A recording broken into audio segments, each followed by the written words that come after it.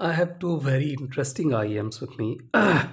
One is the legendary Andromeda. It's the V3 2019 model. 5BA drivers known for its technical abilities and houses 5BA drivers in a three-way cross. It's a very popular IEM. When I had a listen to it, I had mixed feelings about this one specifically, but then I paired it with the micro signature and I found out that it has better attributes to it. But then again, it's still is not the best IEM you can buy for around 1100s. I will rather go for something else, but nevertheless, this is a good IEM. And this is a IEM that is older than the Andromeda but looks newer, doesn't it? That is in mint condition, to be precise. I have been babying this IM. This is Eternal Melody EM-5H. There was the EM-5 and there is the 5H, the revision of the EM-5. It's old. It's old. It's not new by any stretch of imagination. This was very old. Uh, in terms of old, I'll have to say this is 4 or 5 years old. This is 3 years old. This is nearly 4 or 5 years old. Eternal Melody isn't making IEMs anymore. So you guys can guess what's was the situation of this thing. This is the brand which has moved on. The Andromeda is has done good to them. RR took over and stuff like that. Solo Race is very good too. Now, I do not want to be harsh on the Andromeda, but I have never been a huge fan of the Andromeda. I have this IM had his own share of flaws when I heard it. When I heard the first generation, that was squeaky and piercing treble region, while this one is a bit too vague for my liking.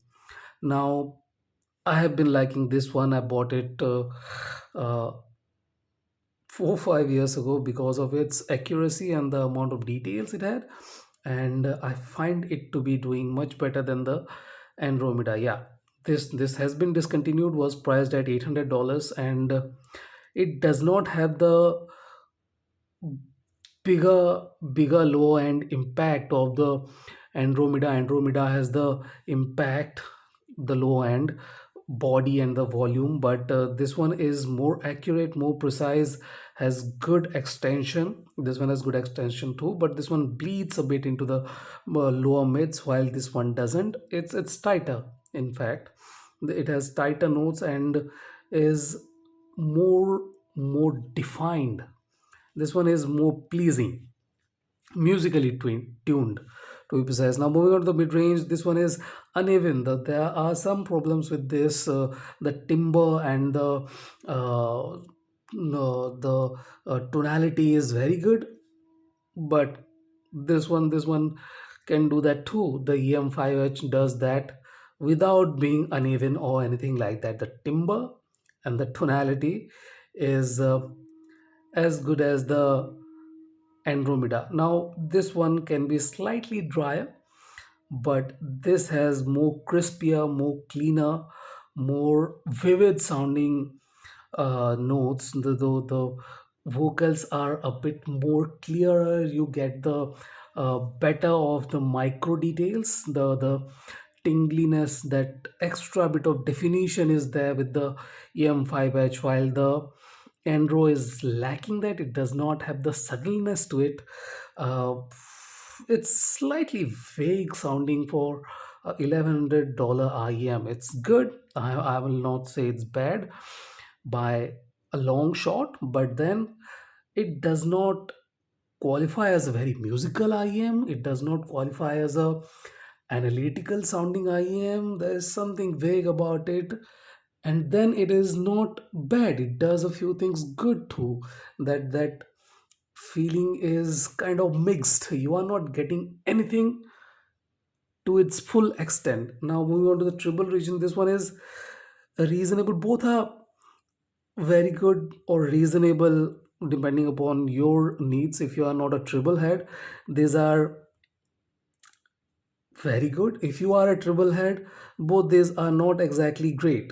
This one is not very energetic at the upper triple region. This one too is not very energetic at that point, but this one has better sparkle, better energy in the mid triple region. Does not have any aggression or anything, but the definition, the layering and the separation is better, because this one has thicker, more mushy kind of notes, which is not exactly well defined, which is kind of odd, because the first generation Andro was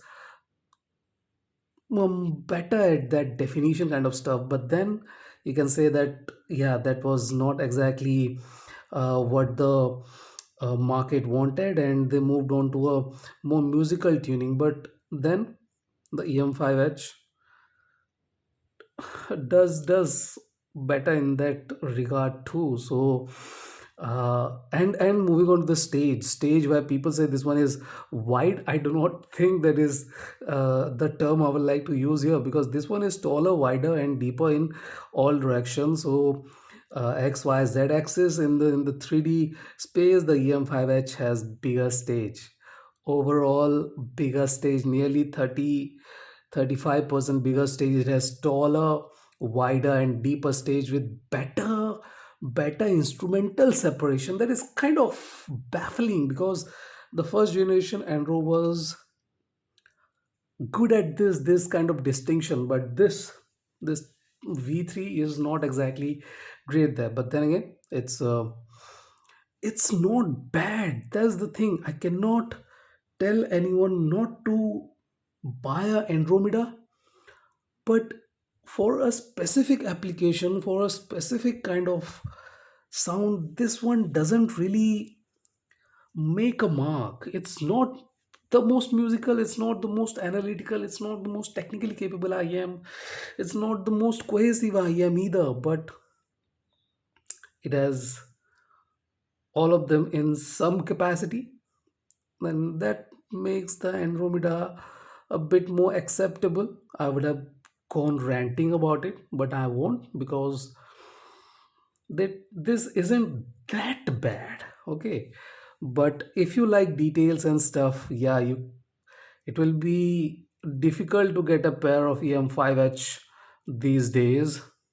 I do not think there are many available, but I don't know what happened to this brand. They used to make this beautiful sounding IEMs, excellent details, excellent transparency and stuff.